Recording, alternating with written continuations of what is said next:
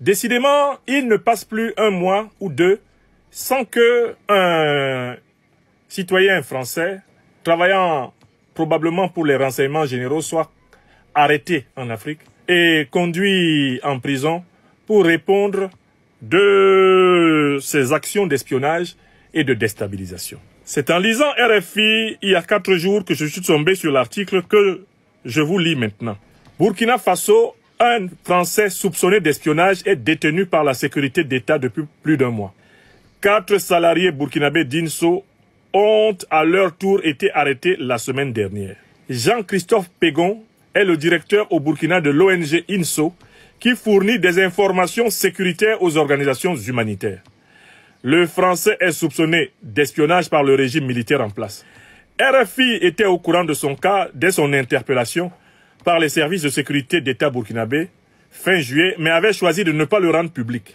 Sollicité par RFI, le ministère français des Affaires étrangères n'a souhaité faire aucun commentaire. INSO, en français, Organisation internationale des ONG pour la sécurité, est basée aux Pays-Bas. Elle est spécialisée dans la veille sécuritaire pour les humanitaires qui se déplacent sur le terrain. INSO recense les incidents sécuritaires et ses analyses aident les ONG à organiser leur mission dans les zones de conflit.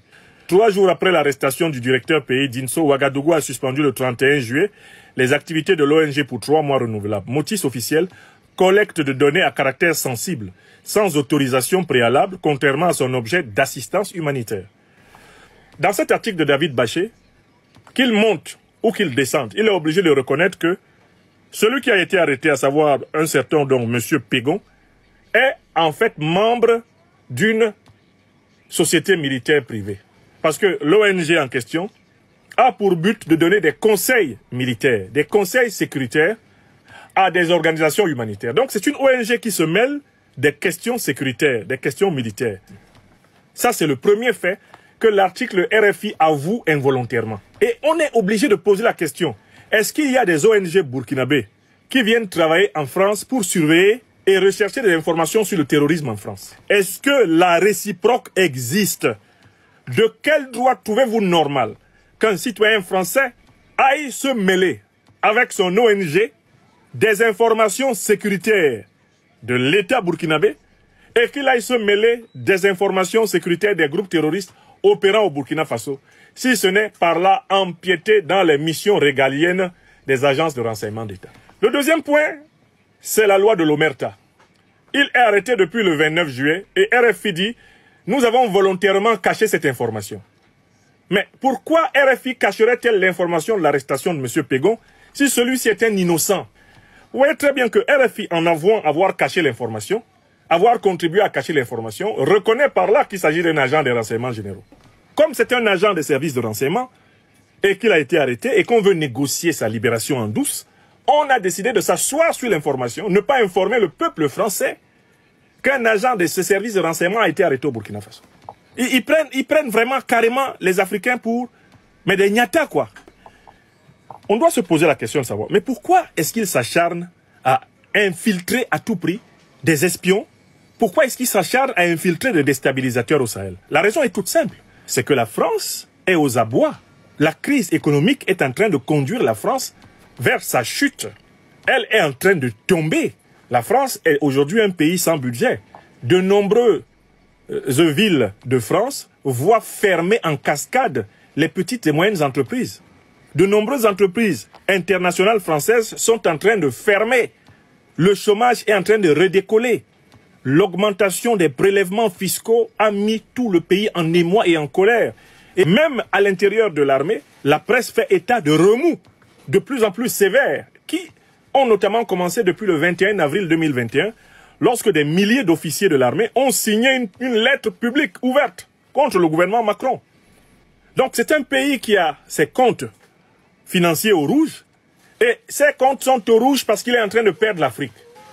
Parce que sa mamelle nourricière, sa vache à lait africaine est en train de fermer ses pistes les uns après les autres.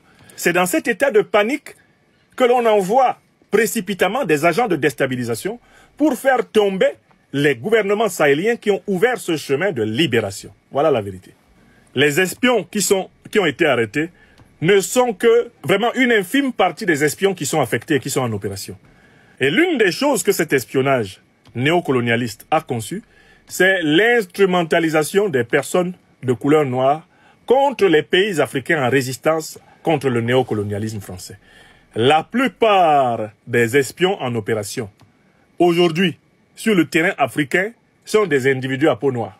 Et l'autre chose qu'il faut souligner ici, c'est que les espions se sont reconvertis en animateurs d'ONG. La plupart des ONG que nous avons dans tous les pays africains sont des lieux de recasement de militaires en civil, de mercenaires déguisés en humanitaires. Donc la situation de M. Pégon au Burkina Faso est une photocopie totale de la situation de M. Vézilier au Mali. Et si la vigilance continue, d'autres vont être cueillis au Niger, d'autres vont être cueillis dans tous les autres pays africains où des cellules dormantes d'espions sont mises en place pour faire tomber les gouvernements qui ne font pas les 4 volontés des néocolonialistes. Alors, vous êtes à Douala, au Cameroun, et vous souhaiterez mettre votre domicile, votre entreprise entre les mains d'une entreprise de sécurité privée professionnelle disposant des agents de sécurité entraînés. Alors, voici la solution à votre problème. Contactez rapidement la société Sunshine Security Service qui se chargera de mettre à votre disposition du personnel entraîné, formé et professionnel qui se chargera de sécuriser vos biens et personnes 24 heures sur 24. Le lien est dans la barre de description. Les numéros s'affichent à l'écran. Contactez-les et vous aurez rapidement un devis estimatif selon votre site.